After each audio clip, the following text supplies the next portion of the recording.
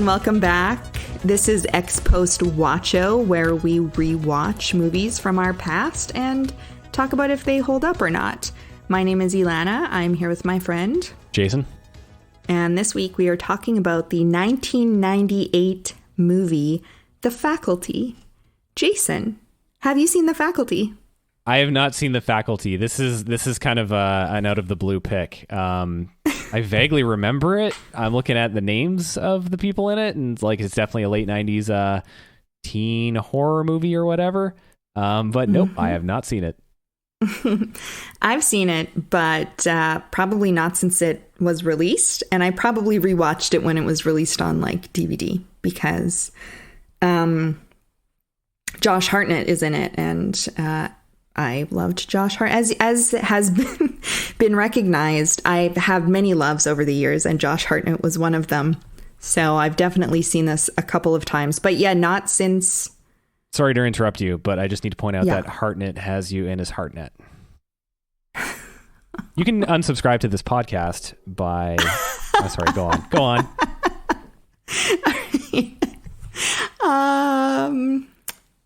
I feel warm now just thinking about that. So this actually shocked me because I kind of wanted to do this because I thought, what's kind of like a shitty movie? I don't know if it's shitty. I don't think it's great. I don't have high expectations. It had 52% on Rotten Tomatoes, which isn't the worst. I was expecting worse. I remember having some fun watching this. I don't remember a lot about it. I had the soundtrack. I had all the soundtracks to all these kinds of movies of the time.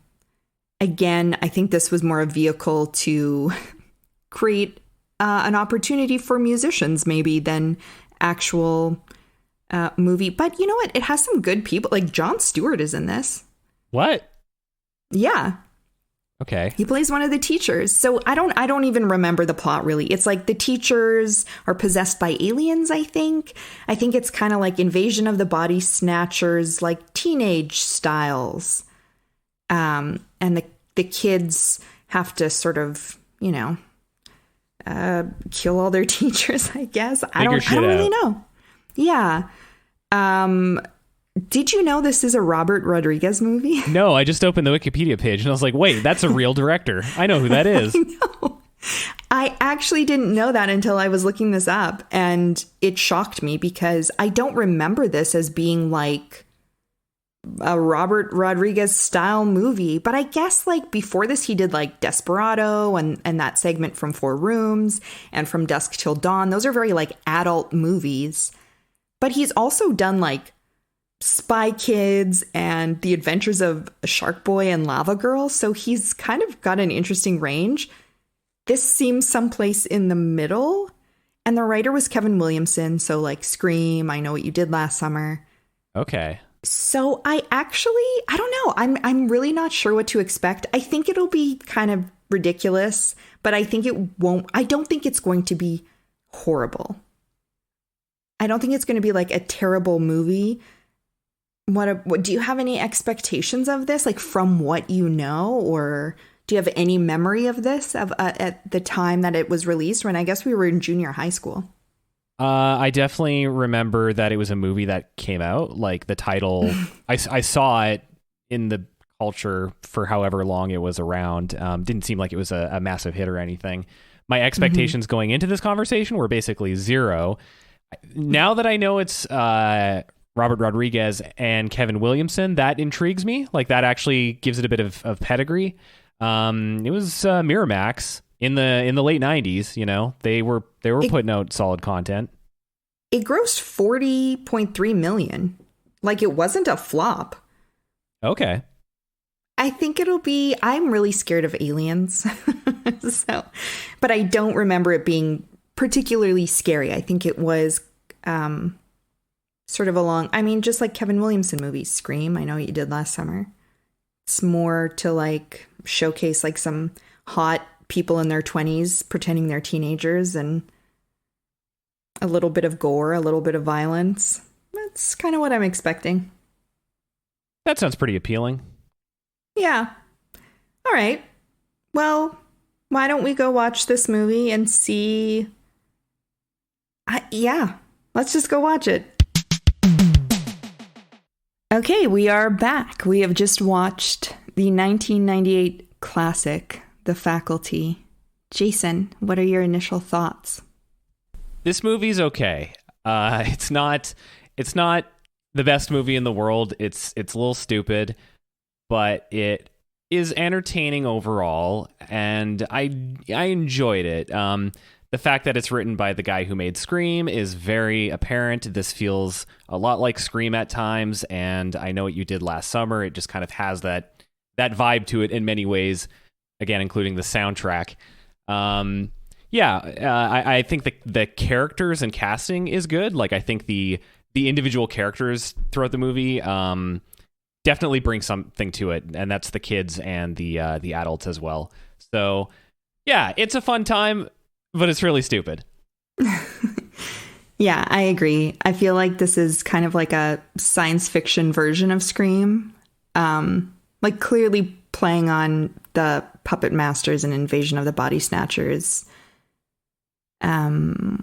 story, but it's like very self-aware and self-referencing, just like Scream is. I agree with everything you've said. I think this is a completely competent movie. But yeah, would I be like, wow, what a great, great film? Not really. I enjoyed it, I think mostly for nostalgia's sake. Like, it really took me back to high school. This high school really did feel in many ways like the high school we went to. I don't remember our high school being that dilapidated. That's fair. This is a really rundown school, as you pointed out in your notes. Yeah, it's astonishing how, like, I noticed it, after a while. I was like, wow, those doors, those main entrances, the students are coming in and out. Like, the paint is just like peeling off. The paint is peeling off every surface in this movie. I mean, they do kind of, it's not the opening scene, but one of the first scenes, within the first 5 minutes, we get some statements about the education system and what it values and how it places the importance of sports and what the community wants and where the money's coming from over education and perhaps infrastructure. Yeah. They basically say this is a football school. That's the only thing people care about. So you can't have new computers or new textbooks, or you can't do the play this year unless you use the set from last year. So yeah, it definitely puts that out there. I loved how the old lady was the one arguing for computers. I thought that was a nice touch. Giant big gray or beige CRT computers as well. I noticed that right at the beginning when you like see scenes in the school, the monitors are just massive. Like, if you're a kid listening to this for some reason, you don't understand what things used to be like. You could murder someone with one of those, just drop it on their head. Yeah. Oh yeah, remember typing class? Or computer class, which was basically typing class. Okay, yeah, so I guess this movie, for people who haven't seen it, I don't know why you're listening if you haven't seen it, but it takes place at a high school. Apparently on some other planet, all of their water has dried up, and so they've come to Earth. That's kind of it. They start possessing the faculty, and then pretty rapidly start invading the bodies of the students, except for this core group of misfits, just made up of stereotypes and tropes, which is, like you said, it was really fun. I think it really works, and it's very self-aware of what it's doing. So it was a lot of fun. What did you think about the characters in this? Specifically the kids, I guess. Yeah, so this movie, both of our notes were a lot of details about all the different characters because they are the heart of this movie.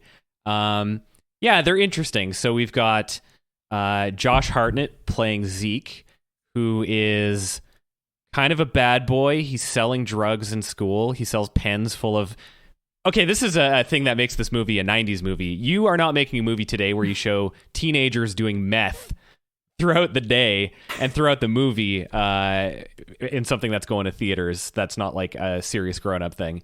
Yeah, and he's got long sleeve t-shirt or long sleeve shirt over a t-shirt, which is classic 90s look, and the weirdest fucking haircut I've ever seen.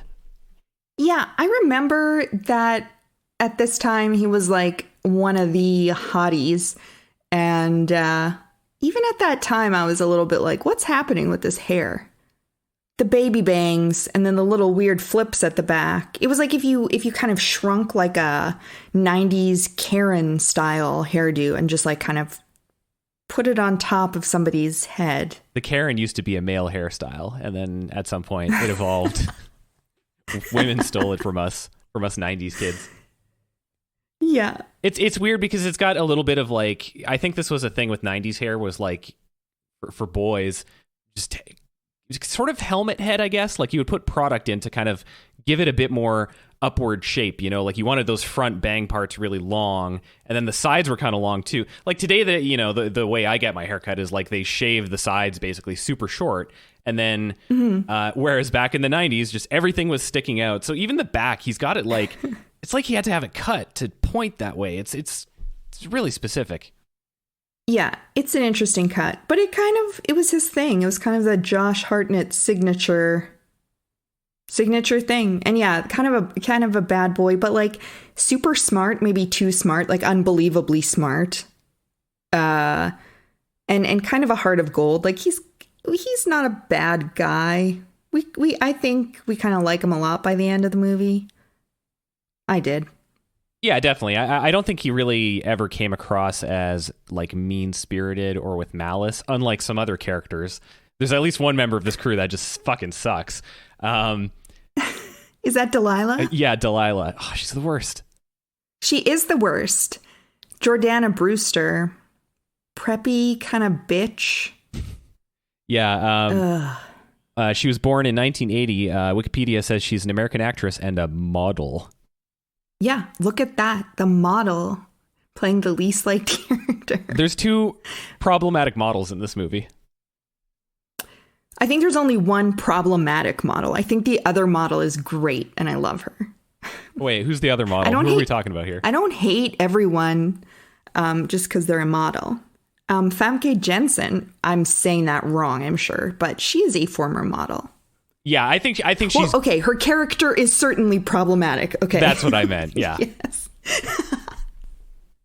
Yes, but she does a great job. I think she's a really solid actor. Whatever. Jordana Brewster's fine, but Delilah's a bitch and we hate her, so fuck her. Yeah, her performance is totally fine, but just her character is like really terrible. Like they just set her up as awful. And she, I guess by the end, she's like redeemed in the sense that like all of the characters are dating each other now and they've changed their lives in one way or another. And she's dating Elijah Wood, but like up until really throughout the course of the movie, up until that point, like she's just terrible. Like she's terrible until you don't see her for a while because she got taken over by the bugs. So like, I don't know when this like learning moment where she became nice happened. But is it a learning moment? Because now he's famous and now she's smooching him. So now that he's the hero, big shot, famous guy, I don't think she really changed at all. I don't think there was much character development for Delilah. I guess I just assumed that because it was the end of the movie and everyone else had changed and it was supposed to be happy. But really, she's just going to like torment poor Elijah Wood. I think so. Speaking of Elijah Wood, Casey, the cutest. He's always great, Elijah Wood.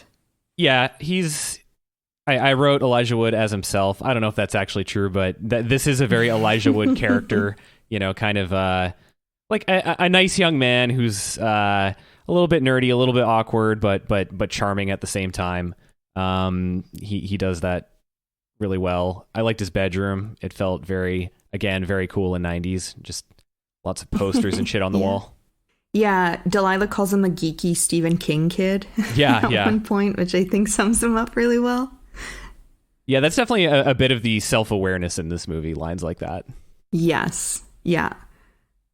And then Clea Duvall plays Stokely, the lesbian, quote, lesbian goth. We find out she's not actually a lesbian, but in the 90s, being called gay or lesbian was just about the worst thing that could happen to you for your social status and standing. Yeah, that definitely threw me back in time, just the way that this is played out, because when we first meet her, it's with Mary Beth, and the other girl comes by and says like she's a lesbian or something like that, and I just assumed at that point that the character actually was gay. I'm like, oh, okay, this is the gay character. But then like as the movie goes on, you learn that like no, that actually isn't true at all, and Delilah just bullies her by calling her gay. Yeah, I got bullied like that in high school with my best friend. And it was like, I was like, oh no. Like, I mean, I didn't really care that much, but I was also like, I know what this means for me. It's a very 90s take on the whole situation. That certainly would not be in a teen movie today. Well, it might be. I don't think it would look the same way, obviously. But that was pretty interesting. I mean, even at the end, when the alien gal is trying to convince Zeke she's not an alien, and Stokely is, she's like, we don't know what she is. Gay, straight, alien. Yeah. Let's clump those all together. And I know I'm jumping here, but I really hate how she turned from like a goth to like at the end when they're all just like hooking up with each other. All of a sudden she's in like a pink cardigan. Yeah, again, that was another like, wow, this feels very different than culture today. Yeah. That is not the narrative arc that would happen today. She's cleaned herself up. She's wholesome. Sean Hattasey. I like this character a lot. Yeah, I'm not familiar with this actor. I can't place him in anything else I've ever seen, but I like him. He's again a good kid. These are all good kids except for Delilah. He opens up. He opens up with a scene of him talking to his abusive girlfriend while she belittles him, and he wants to tell her, I want to quit football because I want to pursue my own thing, and I'm tired of being treated like a star because I'm a football player and being a popular guy. And she rebukes him and says, like, I'm the cheerleader, you're the football player, and basically dumps him then. Yeah, poor guy. And then there's, my autocorrect changed Mary Beth to Macbeth. Mary Beth Louise Hutchison, played by Laura Harris, who's the new girl, the Southern girl. She is so blonde, and she has such big, I think, blue eyes, and she's very pale and very sweet and very earnest, but she's not, because spoiler alert, she's the mother alien. Which I did not see coming. She's fine. No, I was not expecting that. She shows up and has like a friendly little Bo Peep kind of vibe to her. and yeah, she's like, sweet and bubbly and blonde and innocent the whole time. So she fooled me. Yeah. Well, I mean, I had seen this before, so I knew she was sketchy. But they don't really give you much. Like, they don't give you any. This is what I don't like, when they give you a reveal at the end with nothing to really support it for the audience. I don't really like that. They do kind of support it. We're just going to jump to a detail because this is whatever. Let's just talk about it now. So you find out that she was the monster, and there was a scene earlier in the movie where they all had to prove they were not the monster by sniffing the drugs into their nose, and she does it. And you're like, wait a minute, how can she be the monster? So they show this flashback. This is the fucking goofiest part of the movie, where like her nose seals up and then like her pinky finger like goes boop and turns into a tentacle for a second and like opens the pen and dumps the drugs out. And I'm like, I was watching that scene earlier. Like, if you actually did that, they would have seen that. Like, that's a big gambit there. Yeah, it looked super, super wonky. Yeah, I hated that effect with the nose. That really upset me, and I didn't. Yeah, I agree. That was very stupid. Okay, so let's talk about the plot then. There's not really much to this.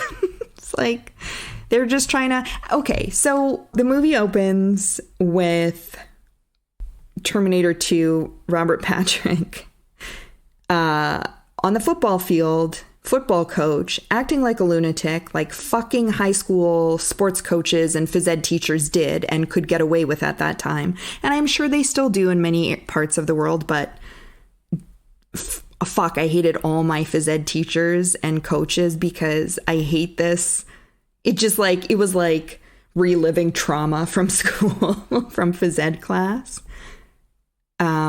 Yeah, just losing his shit on these poor kids.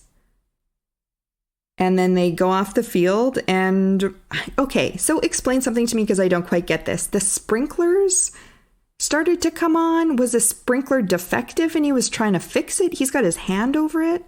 I remember that when I saw it, and I don't know, I didn't catch what that was about. But I mean, as the movie goes on, we learn they're like all about water and stuff like that. So I presume it was some kind of like foreshadowing to soaking up that sprinkler water later. Yeah, for sure. But what was he doing? It was very confusing to me. Doesn't matter, I guess. It's fine. And something comes and up. He's just like straight up abusive to these kids. Like he's an intense coach, but like I was like, wow, holy shit. He's just like screaming at him like a alcoholic father or something like that. And then, and then like someone walks up to him and we get some good camera movement. I'll talk about that. The camera movement in this movie is good. And he just turns around. And he's like, "What the fuck do you want?" And then it just kind of like fades to black really quick, which is like a really nice little ominous moment there. You don't know what happened there. I guess it was Mary Beth. Yeah. In hindsight, that is what we have to assume. Yeah, because everybody else got little kind of slug alien creatures in their ears. Yeah, I think he was like patient zero for when she showed up. Yeah. Yeah, definitely. So then we cut to the staff room. They're arguing about where the money should go, like we've already discussed. By the way, okay, is this the busiest school in America? I don't know if you noticed. There are students fucking everywhere. There are students outside on like the campus area. There are masses of students in the hallways. Every classroom is full to the brim. Where are they keeping all these students? This has to be like over capacity. Maybe this is another statement about the education system. They don't even have enough room in the classrooms. The kids just have to wander the halls aimlessly or the grounds. Yeah, that could very well be it. I don't know if that was done deliberately as some sort of like, I don't know. I mean, I think American schools have always sounded way bigger than the schools we grew up going to. Like when I hear about classroom sizes in some of these like American schools, I'm like, holy crap. And this was the late 90s. I know in the early 2000s, like George W. Bush passed No Child Left Behind, which was an education reform bill that, blah, blah, blah politics. But that was definitely a big thing in the culture then, still is now in maybe different ways. But you would have heard, I think, the idea of like school classroom sizes and stuff like that come up in politics a lot. So, it definitely, there's a lot of kids there. A lot of extras got paid. Yeah, so many. Anyway. All right, so then they finish their little meeting. Everybody's going home. It's dark. Oh, principal, she forgets her fucking something. I don't know what. Her keys? She forgets her keys and has to go back for them. So it's dark. She doesn't want to turn on all those fluorescent lights. That's expensive. It's expensive. Jerk-off coach corners her in her office. We think we're getting a Me Too movement moment. And then it turns into just like not even 5 minutes into this. He just like shoots a pencil right through her hand and the mayhem starts. I was not expecting that at all. I was not expecting like that level of violence or gore. But that particular moment, definitely like I flinched in disgust. Well, and they kind of psych you out because there is a pair of scissors sitting in the little cup with the pencils where she goes to retrieve a pencil for him. So you think, okay, well, he's not going near those scissors and that's what he would use. But he doesn't. He goes in with the pencil and then that's when things start to go weird. So we see the teachers coming back to school looking very different than they did the day before and behaving very differently than they have been. These aliens really value a pulled together aesthetic, and they like water. That's kind of all we know about them. And that's their only real giveaway in terms of who's an alien and who is not an alien. Yeah, and invaded body. They're not very subtle about it. Like as the movie goes on, the water drinking becomes more and more of a theme. There's, I think my favorite scene in this movie is it's like, I don't know, about a minute. It's just like kind of showing footage of the break room and the changes there. So like the coffee pot is just completely unused and they're bringing in these giant tubs of water and they're like pounding these triangular cups. Man, that's a throwback. Those weird little cups you can't put down. Strange. Little cone ones. Yeah, the cone ones. And in the background, like as you're seeing this, they just start like slowly increasing the volume of gulping sound effects. And it's just like really unsettling by the end because it's just this cacophony of people like gulping water. Yeah, I like that scene too. It was funny. There was a moment where Mrs. Olsen just fills up one of those little cones and just splashes the water on her face and keeps talking like as if everything's totally fine. So I just want to say Piper Laurie, who plays Karen Olsen, I think has one of the best performances in this movie. Like, she doesn't say a lot. Her role is like she basically just kind of is walking around glassy-eyed, like looking menacing at people, but she does it so well that like she's so like unsettling to look at. Like when she's just staring at you, it's like really unnerving. And the scariest moment in this movie, which is bizarre in hindsight, is there's a moment when Elijah Wood is in the office and he's looking out the window and the coach is like staring at him creepily. So there's like this tension there. Oh, is that when the coach is in the sprinklers, standing in the field with the sprinklers going? Yeah. He's just standing there staring at him in the office at a weird distance. And Olsen is standing in the office talking or whatever. I can't remember what was going on at that exact scene, but the camera, like, you get a shot of her face, you know, taking up the full frame, a close up, and then all of a sudden it goes dun dun dun dun, and it just like zooms in on her face a little bit, really fast 4 times, while the score plays this really freaky, loud sting every time. It's scary. It's really like freaky. That's the only like jump scare in the movie. It's the only really scary part. It's kind of strange. Is this when she was asking Casey, you understand? Yes. Casey, you understand? You're right. Okay, that didn't scare me, but it made me laugh like quite hard. I really did like that moment. And I agree with you. I actually wanted a lot more Mrs. Olsen. She was funny. There was another jump scare, though. Oh, what was the other jump scare? The sort of pointless one at the end where Casey goes to find Stokely and she's waking up and he's like, is it you? And she's like, I think so. And then Zeke, for some reason, just like throws his body against the cage. And he's like, blah. And then they're like, oh my God. And he's like, is everything all right? Hey, guys. So there was that moment as well. But yeah, I agree. Mrs. Olsen was great. I wanted more of her. I also wanted more of the nurse, Selma Hayek. I think she's so funny.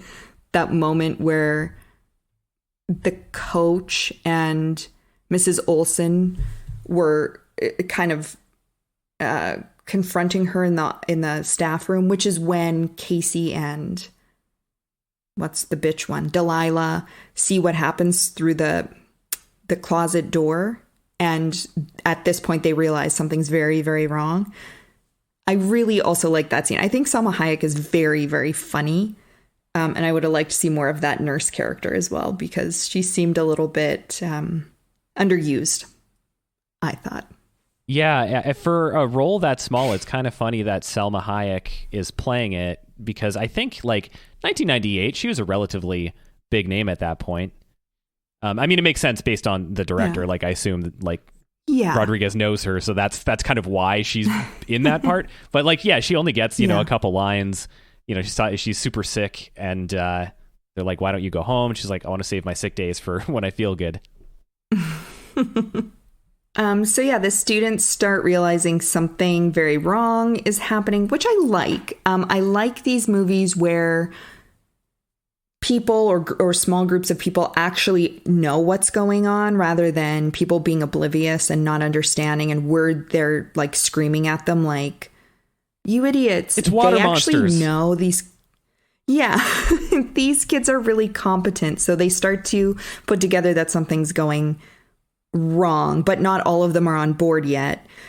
Before that, we have the old lady shower scene where Stan is taking a shower at school in the locker room, and the old computer champion faculty member comes in and starts trying to take her clothes off and is like, I can't breathe, and then goes up to him. Her skin's all drying up and falling off.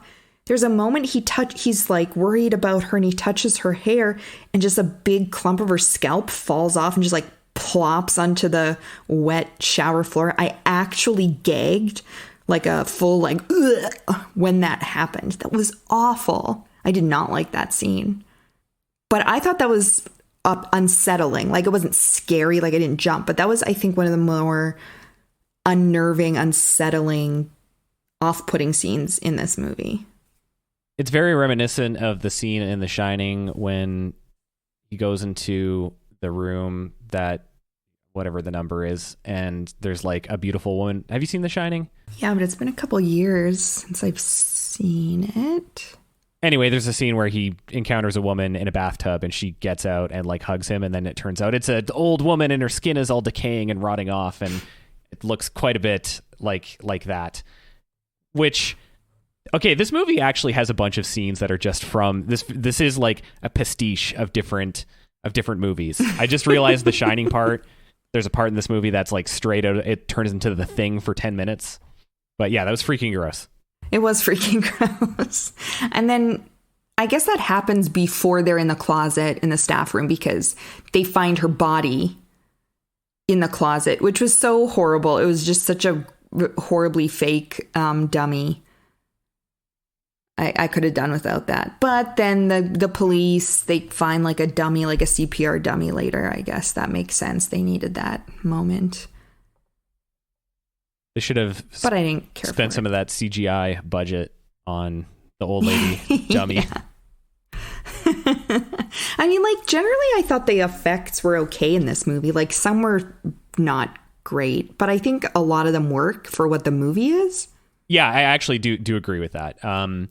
My complaint about a lot of movies post Jurassic Park, that's when things kind of started going wrong, was CG right. became a thing, and then everybody started using it, and people started using it too much, and the technology was not ready yet. So you have movies where there's like a ton of CGI that just looks really bad. And that doesn't look good in retrospect. This movie is kind of an exception to that, because it does have quite a bit of CGI, and that CGI does look kind of 90s. Like it has this floaty effect. Like you'll see an object on the ground, and you're like, it's floating there. It's clearly not from the same reality as whatever else is happening in the scene. But despite that, the way it's used, like for the purposes of it and the style of it, is done well enough that it actually just looks fine. Like, you know, even though I can tell this is like floaty 90s CGI, I kind of don't care, because it works for what they're going for. Yeah, totally. And I think that there were a few things that looked great. I liked the coach's face at the end with the storm, with his little football army. I thought that looked good. That was freaky. Yeah, that was great. Like, yeah.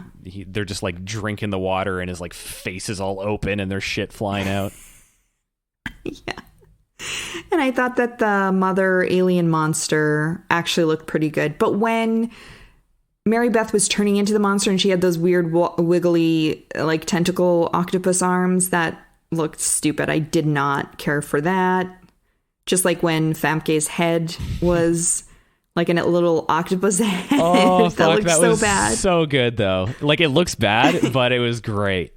And it was fun. I mean, the scene was funny. I think Zeke's line is, no, fuck this, I'm out of here. Like, he's just like, no thanks. So it works. That scene, that visual is like almost straight out of The Thing. Like, there is something that looks remarkably like that. Yeah, overall, I think the effects were good. Anyway, I got distracted with the effects, but we should also talk about how they find a bug in the football field. Yes. They make a scientific discovery. Oh my God. So many bad choices in this scene. Okay, so this whole scene just felt kind of weird. Like, just a little bit like, this is a silly movie and nothing really makes sense. So Elijah Wood is in the football field and he finds what looked like a baby carrot or something on the ground. I also have to just say the setup for him being in this football field was so funny to me. They have this like super wide shot of him and they they come in a little closer.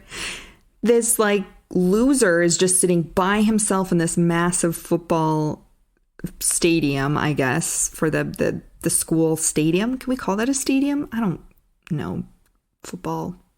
Yeah, I think so. Venue terms.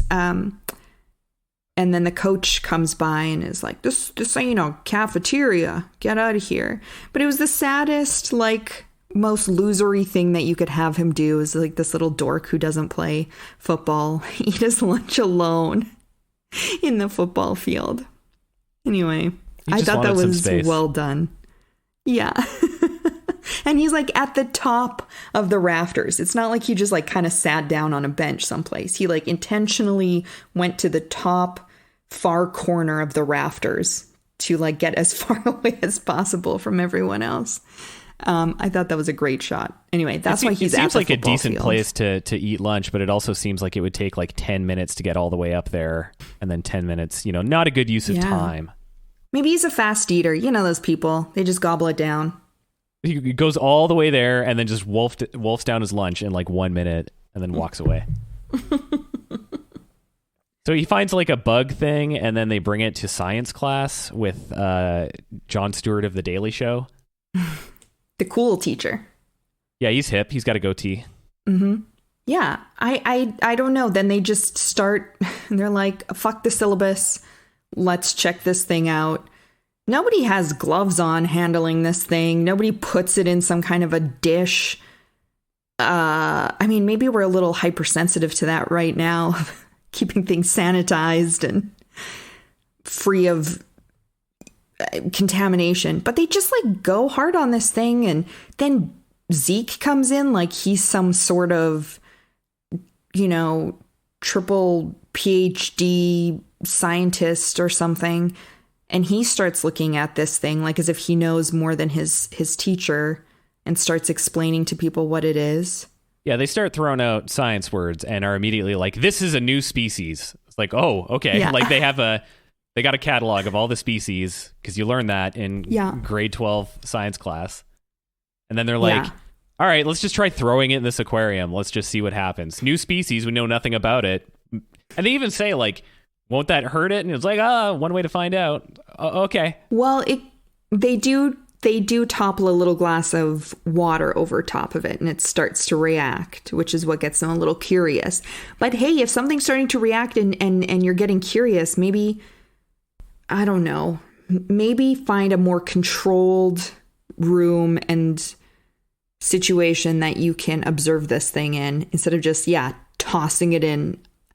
What, they just had an aquarium full, an empty aquarium full of water on standby? Maybe that's an American thing. Yeah, that's where the budget's going. Oh, we got to have an aquarium in every room in case we make some kind of discovery. Yeah.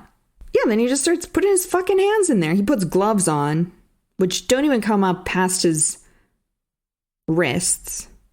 So what's the glove for, guy? Because you have your hands in the aquarium. This thing starts to duplicate. And he's like, let me just get a feel of the skin, of the texture of the skin. And then it bites him. Yeah, they're very casual about everything that's going on here, which is a little bit insane. I have to admit, though, I'm thinking back at some of my high school science teachers. And I could see this happening. There was some amazing discovery. Just like start poking it with a stick, see what happens. Yeah, I don't think they're... When you're in high school and you think your teachers are like the experts in whatever they're teaching and you just believe like, oh, these people know. But most of them, like, or some of them are teaching subjects that they don't even give a shit about and they don't know anything about. So, you know what? Maybe Jon Stewart, Mr. Furlong, maybe he'd rather be teaching poli-sci, social studies. And he's stuck teaching science and he's like, cool, let's do an experiment. I've seen this. I had sea monkeys when I was a kid. Yeah, this will be fine. Yeah. Anyway, it's not fine. Yeah, it turns out to be a bad idea. Although I don't know if these specific bugs manifested into the rest of the problem. I don't think so. I think this is actually probably just incidental, because it's what's her name is the one who's like, I guess all they got to do is like stick a tongue in someone's ear and then they convert them into a bug person. Well, they like drop it into their ears, don't they? Like there's a whole little creature that goes in. I think those creatures are what goes into your brain. Yeah. I think that's correct. I just don't know if the ones in that specific aquarium really amounted to anything, because it seemed like the people who were already infected, they could just like barf them out at will anywhere on command. Yeah, that's true. Yeah, this was just sort of a leftover barf situation. Yeah, it just ended up on the ground. I mean, I don't know that it's insignificant that it bit him, but you're right. Nobody else was bit. Everyone else had those little guys stuck in their ears. That might have just been a bit of like funny foreshadowing for what would happen to his fingers later. That's true. When Zeke chops him off with a paper cutter blade. Yeah, that was pretty wild. So like, yeah, okay, so they find the dead body in the closet, and then they tell their parents and the police get worm infected too. And then the parents are like, you kids are all on drugs, which is ironic because like that kind of comes up a couple times, and they actually are on drugs for a big chunk of this movie. And Elijah Wood's dad is Shooter McGavin from Happy Gilmore. I don't know that gentleman's name, but I was like, hey, it's that guy. And then eventually they end up back in Jon Stewart's class as this is the first time that the whole crew kind of really connects. Like they all get on the same page as to what's going on. And some people are skeptical, but then Jon Stewart shows up and he's acting all doll-eyed and weird. And then they realize they have to kill him. So he rips the paper cutter thing off and wields it like a sword, which was pretty badass. That was cool. Yeah, it was pretty extreme. I feel like I don't know if Jon Stewart's character, Mr. Furlong, I don't know if Mr. Furlong did anything at that point that would warrant, like, I thought he was going to straight up chop his head off when he started wielding that thing, because it's very machete-like. So I thought we were going to get a beheading, but he just managed to get his fingers, which is like wormed across the floor for a while, floated across the floor. Yeah, okay, that was pretty wacky when the fingers get cut off and they're just like crawling around. And I think like, I don't know, a beheading might have been, well, I mean, we see at least one beheading in this movie. I guess that we know how that would have turned out, but the fingers getting cut off is somehow even worse, because then they turn into those like spindly red like vein things. Ugh. I like those things. I thought those were kind of cool. I thought that was a good effect. Again, visually very similar to The Thing. Yeah.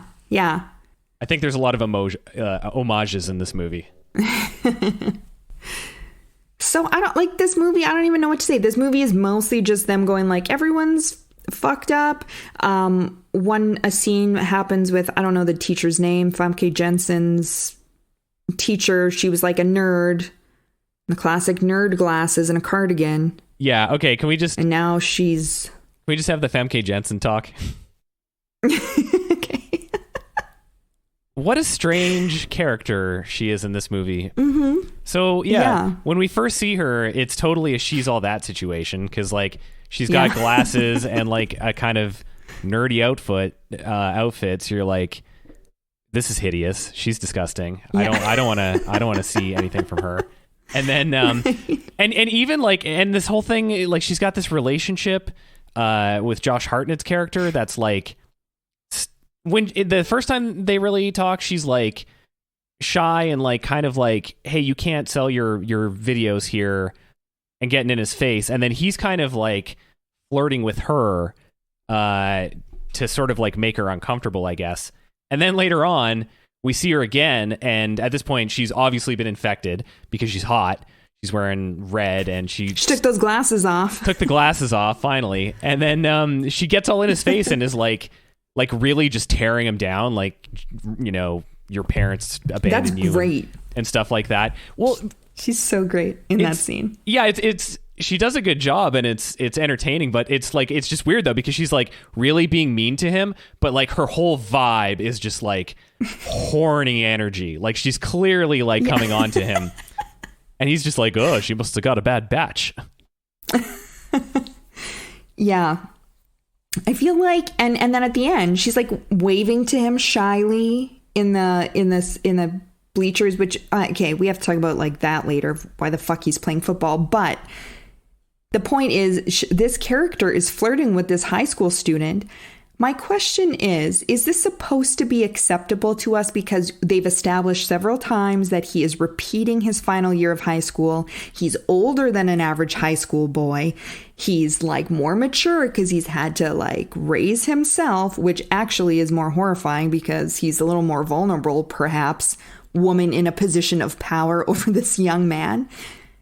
I mean, okay, like in the real world, if you're not a teacher and somebody is like 5 years younger than you, which is plausible in this movie, that she'd only be like a handful of years older than him, do what you want. If you are a teacher and somebody is your student, don't be sexual with them. No? Yeah, I don't know what the movie is sort of implying with this, or like how much thought it's given that. Whether like I don't actually know if the detail that he's been held back a year is supposed to even connect with this in any way, you know? It is a strange move because like, okay, when she gets possessed by the worms, like you can kind of like rationalize like, okay, she's crazy now. She's, you know, the aliens took her over. But then at the very end, they very explicitly show her like, it's not a shy wave. Like she's still got some of that going in her. Like she gained some confidence from the experience. Like she is going to get in trouble. Yeah, and I don't know what the rules would be. Even like if he graduates a year later, like is there like that's still way too close? You can't do that. Yeah, is this like commentary on this sort of storyline in these kinds of movies? I don't know. But is this a common storyline in those movies? Like I don't even know from other teen horror drama things. I don't know that it's necessarily like a teen horror drama, but I think that there's a lot of that teacher student thing in like teen centered dramas. Anyway,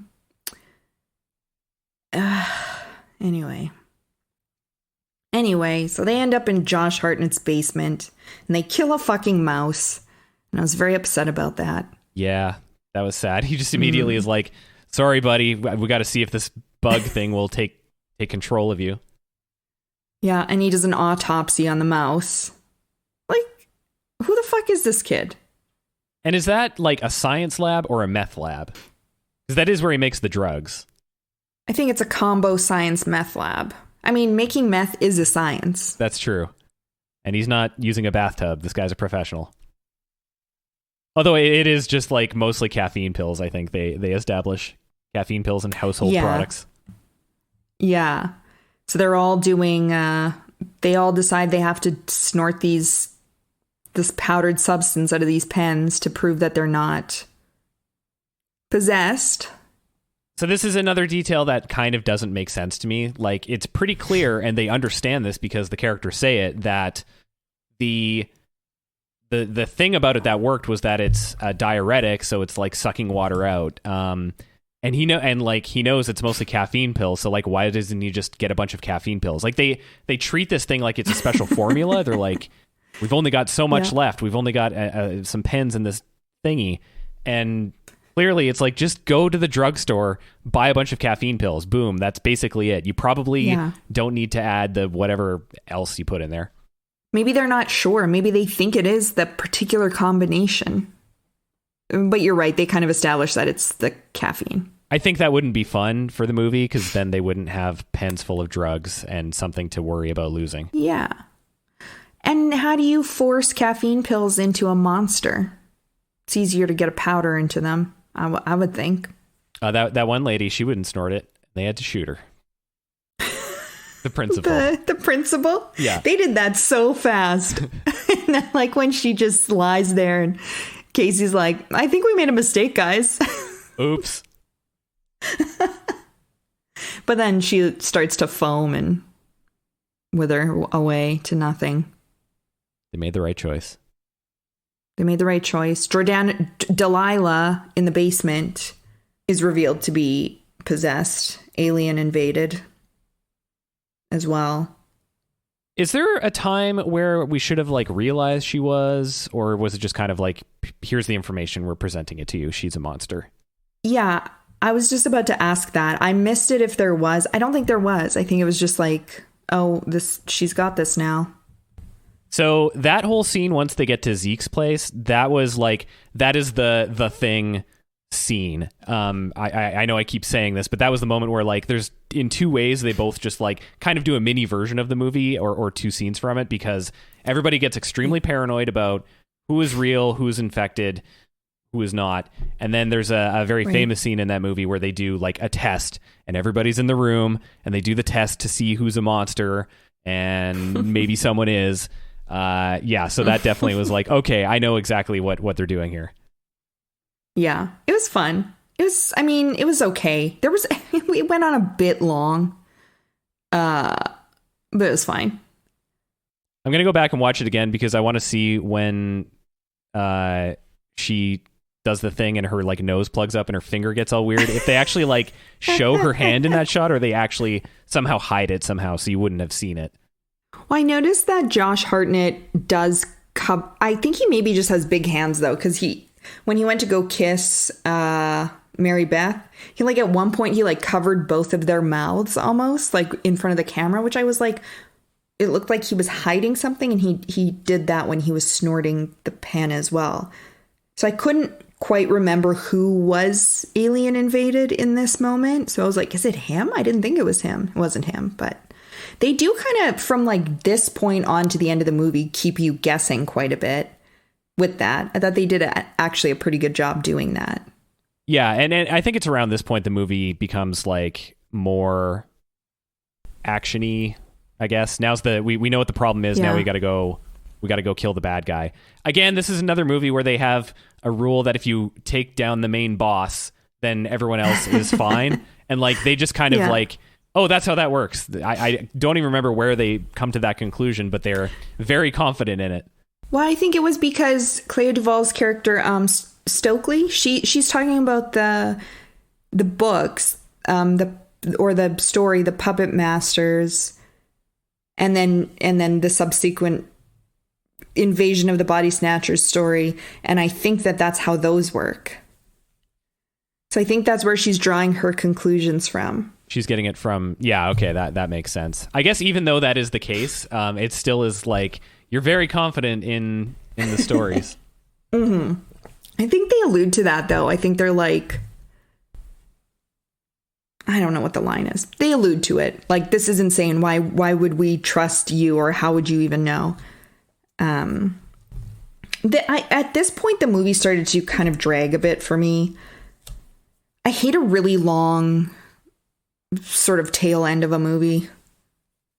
I thought this could have been a lot shorter. Yeah, I think we get kind of an action scene where, so the monster, we find out who the monster is, which again, I was totally not expecting, just because, what is her name again? Mary Beth. She's like really, I don't know, just like pure and innocent and hasn't really given me any reason to be suspicious. And then she just kind of like it turns like, she's alone with Clea Duvall and she's like, hey, guess what? I'm the monster. And then she just like barfs out her explanation for why. No water on her planet, so they're going to take over ours. And then things get crazy from there. But this is what I don't understand, or what I would have liked to see. If she is this alien mama, why does she not have excessive thirst? Or why do we not see that? Like, I wish I would have seen her. Like, she's like, oh, I'm allergic to aspirin. Well, maybe like she's allergic to caffeine, or maybe she's rejecting a cup of coffee, or maybe she is carrying around a water bottle all the time, or fucking something, because we didn't see any of that leading up to this. And it wouldn't have worked if it was too obvious, but just like those little things that we could have flashed back to and gone, oh, this fucking sneaky lady. She's the one. There was none of that, which I don't like those sort of blind reveals just like of, oh, guess what? She's been an alien all along. It's kind of disappointing. There's one moment that on skipping through it again in a quick rewatch afterward that I noticed was the moment right after when they're in the basement and they figure out Delilah is infected and she like sprints out and then takes off in a student driver car that someone picks her up in. Mary Beth, like you see Josh Hartnett, Zeke is like, no, like he's real pissed off about it. And then she runs up and she's like laughing. Like, and her laughing makes no sense in the context of what happens. I thought that she was supposed to be like high. So that's how I took it. Like her maybe at the time thinking, oh, maybe she's high. But then after the reveal, oh, maybe she was playing along because everyone else has the giggles and is, you know. She's only pretending to be on high. Meth. Yeah. So that was, I don't know. That was how you're calling it meth. I think that's clearly what it was supposed to be. I mean, you know, caffeine and other household cleaning products is kind of like you're getting in meth territory there. But yeah, her reveal was just kind of like weirdly out of nowhere, and then it turns into this big sort of battle with her at the end. Oh Jesus! When Clea Duvall's head hit the floor, that was really, I hated that. Like my whole body hurt for a second. Like adrenaline just like shot through my body. Yeah, that was a brutal hit. That was brutal. Yeah, this movie is like very tame and almost wholesome in some ways. And then we get these random, really brutal, violent moments. Which I guess is kind of like Robert Rodriguez kind of does that well, I guess. Anyway, you were saying we get this big sort of battle at the end? Yeah, we get a big battle at the end where she alternates between being a gross monster and a naked blonde girl. I have to say I did like the effect where like I like the effect where she was walking around naked. Great foresight there. No, but she's walking around and like they kind of have her covered up with shadows, but then they have all these like shadows on the walls of like tentacles and stuff like that. Kind of don't make sense. I don't know what those exactly were. That looked kind of cool. I thought that was neat. That looked fine. Oh wow! Like I wasn't like a naked woman in a horror movie, in a Robert Rodriguez like movie for adults and teens. I'm shocked. Boy. Anyway, a movie with two models and a naked woman. I thought a line in that was really funny when she's trying to convince them to just sort of surrender to her, basically, and she's like, "Imagine a world without anger, fear, and attitude." Like, this is definitely a teen movie. That was a weird line. This is 1999. It's the Attitude Era, actually. That was another weird thing that kind of showed up. So there is a scene where like Stan, they're all in the gym, and then Stan runs out to. Was he going to attack the coach? I can't remember why he ran out. But basically, he runs out to the coach, and then he sees the coach with his like things coming out. Oh yeah, they were checking because they thought the principal was the mother brain, and they had killed her. So he's like, I'm going to go check on coach, and everyone's going to be back to normal. Turns out they're not. So he gets infected, and he runs back, and he's talking to Clea Duvall, and kind of starts going into this like, oh, it's amazing once you get the brain worm, like your life is great and, you know, you have no problems anymore and your self-esteem is through the roof. And then later on, the main bad guy, she's giving her speech that's kind of along those lines. It's like this weird pseudo utopian vision being offered. I think that's like something about this movie that is, I don't want to say it's like underdeveloped, but typically or often in stories of like body snatchers or people getting infected and then they turn into like they all start believing the same thing, there's some kind of like often heavy-handed commentary about like society, man, you know. And I think like this movie doesn't really lean into it too hard, but it does kind of come up a little bit there in those moments, I guess, along with like, you know, you could kind of look at the fact that the one of the big like antagonist scenes is all the football players that are like zombies, you know, and you know, oh, it's the football team. They're conformist. I don't know. So, like, none of this is really articulated all that deeply, so I don't think there's like much of a message there, but it kind of feels like there's just a general, you can kind of have this reading about like, it's about your individuality and not falling into whatever peer pressure. Yeah. And I think that if this movie, like, I feel like this movie is a commentary on those movies, but it, like you said, it doesn't lean in enough it doesn't lean in either direction enough to really feel fully realized in any sort of way. It just feels like it's walking that middle line a bit too much, so that there's nothing particularly extraordinary about it in any way, which makes it all just kind of like, that was okay. Yeah, it doesn't commit to the idea to really, you know, hammer it home. It just kind of like touches on it, I guess, a little bit in these moments, which were, when they were happening, I was like, okay, interesting, I guess.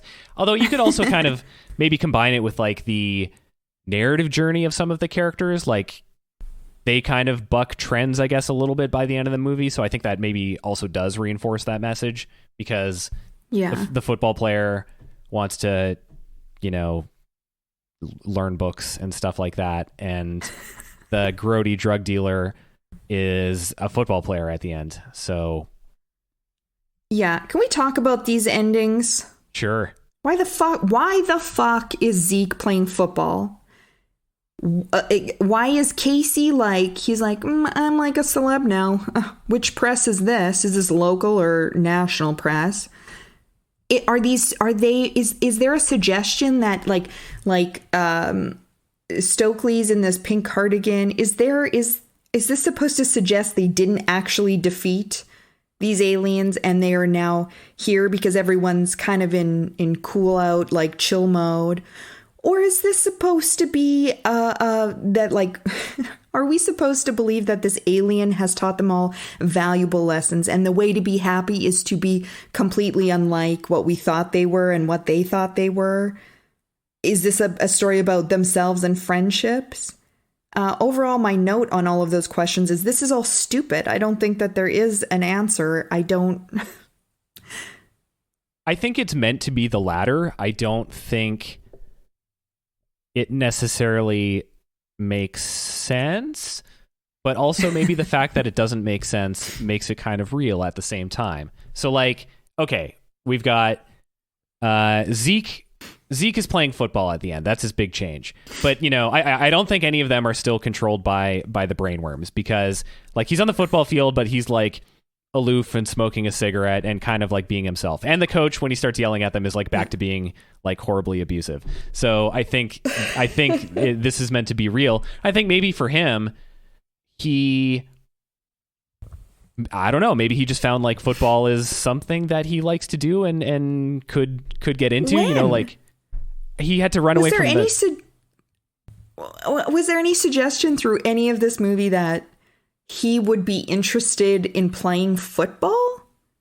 No. Is this him reclaiming his lost childhood because his parents are in Europe? Maybe? Yeah, it doesn't really make sense. There is no like real explanation for why he's doing it. It's also his last year in school. So like he's going to play football for grade 12 and then he's done. Would they allow someone who's been held back to play football like actually play on the team? Well, that's a good question. I don't know. I'm sure there's. I bet you can. There's probably a limit though. You can only be so old. You can't be on the football team and dating one of the teachers at the same time. That's the rule. He's on the football team to escape. Yeah, he's just trying to get away from her. He knows she's not allowed on the field. I don't know. It's a very I hated the ending. I will say that. I thought it was really stupid. I would have liked to see something else. I don't even know what. I don't think this wrapped it up very well. Do you think it was tacked on or like a last minute decision? I don't know. I'd be curious to look into it a little bit more, because Delilah, again, this whole narrative of like Casey's like obsessed with Delilah, even though she's such a fucking bitch, and has like photos of her that he has taken on his fucking bedroom wall. In his cool 90s bedroom, he has stalked this girl that he works with at school. He smells her hair when they're in the closet. Oh, yeah. So he does all this creepy shit, and at the end, he still gets to be with her. I think. Ugh. Well, just what a weird. Again, is this a commentary on what teen movies become and what they're trying to say to us potentially? I don't know. Nothing is clear enough for me in this, and I mean, it's just like a stupid teen movie. I get it, but. I think one of the things, though, from teen movies is, and stories, a lot of stories in general, is like you have a bunch of like people that are kind of like incompatible at first. They clash. They are each other's opposites and stuff like that. And then they go through some kind of adventure, some kind of challenge that they have to go through together. And by the end of it, they've all like, basically had a bonding experience, and relationships can be formed from that. So I think, in his case, he kind of was with her for big chunks of the movie. So I think that was just like, they got to know each other, and she's like, he's okay. But all of them have completely changed their personalities, except maybe Delilah. Has Casey changed his personality? He's still smelling her hair. He was like kind of a nerd, and he's like, when he's asking her which press is showing up, like, oh, I got to talk to the press again. I think you're overstating his like diva attitude in that moment. I didn't read it that much that way. I hated this ending. I thought it was awful, but whatever. And then I think it ends off with some real 90s song, one of many real 90s songs in this movie. Yeah, I had the soundtrack for sure. Yeah, this definitely is a soundtrack movie, like of that era. Like we've got The Kids Aren't Alright by The Offspring at the opening. There's like Creed, Garbage. It ends on an Oasis song. That's right. Real bouncy 90s rock. Yeah, this is very 90s. I think overall, I enjoyed watching this movie. I feel like Kevin Williamson, like you said, he's got a style of writing. I think he really defined a lot of the 90s just in terms of pop culture. He was huge. A lot of this came from him. I love the teen angst and like insults that are thrown around. The insults are so great. Those are my favorite moments, I think, when the characters just sort of start going at one another and they're slinging these insults back and forth. I think that was like my favorite part of the interactions between anyone in this movie. Okay, I'm going to say this movie wasn't bad. It was competent. There are things I didn't like about it. I don't know. Is there anything you want to say before we wrap this thing up? So one thing I did want to mention before kind of getting into an overview, I liked the way this movie looked in the way the camera was used. It's nothing really flashy or fancy, but there's just a lot of like slow zooms on people's faces, as well as I think they would be using a dolly for this. But basically what it looks like is you'll have like one or two characters maybe talking to each other, and the camera is like rotating around them very slowly and maybe zooming at the same time. And it gives it this very strange effect. Like I don't know. There's something about it that's slightly unnerving. I don't know if it looks like it's maybe a person's movement who's like watching the scene or something like that. It doesn't communicate that these people are being watched, but it just something visually about it gives it an interesting style. And like there was a moment when they're driving away in their getaway car after they mess up Jon Stewart or kill Jon Stewart. I guess he didn't die because he was in the end. They showed him at the credits or whatever. But they're in the car and they're just the way they like sort of zoom in on their faces and move the camera around as they're talking to each other. I was like, this looks really good. Like I like the way that looks a lot. So I found visually, I enjoyed a lot of what this movie was doing. I agree. Yeah. And generally speaking, it's okay. I don't know. I mean, I'll probably never watch this movie again. I don't really have anything bad to say about it other than, we watched Scream a couple weeks ago. I think that is like a little bit better just overall. Yes. This definitely, because it does pay homage to a lot of older stories. Another movie this actually reminds me of is, I believe it's called Invaders from Mars.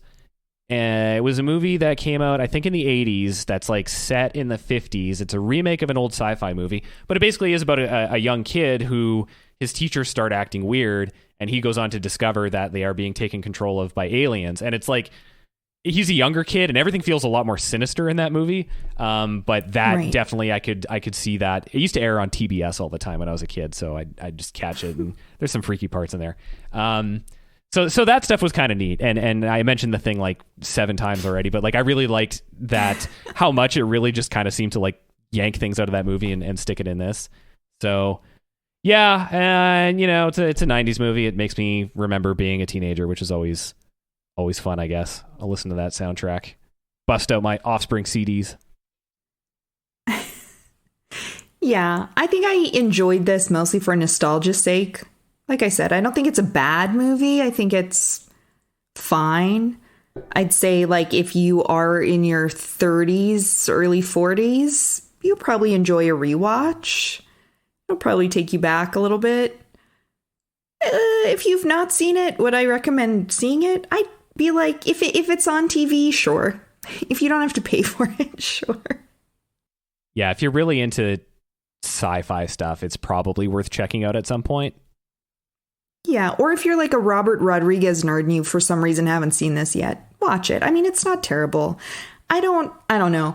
For me, I there was no point where I was like, ugh, when will this end? But I'm going to say I only give it like 5 baby Josh Hartnett bangs out of 10. Yeah, I'm going to give it 6 drug pens out of 10. That sounds about right. All right. Well, we're done. Join us next week. We're going to watch Legends of the Fall. Right? Yep. Yeah, okay. We changed our movie. I got confused. We're going to watch Legends of the Fall next week. And in the meantime, we'd appreciate it if you could just go and hit the ratings on whatever podcast situation you're listening to us on. You can follow us on Instagram and Facebook at xpostwatcho, and you can email us at xpostwatcho@gmail.com if you have recommendations for movies. But be nice to us because we're sensitive. All right. We'll see you next week. Bye, everyone.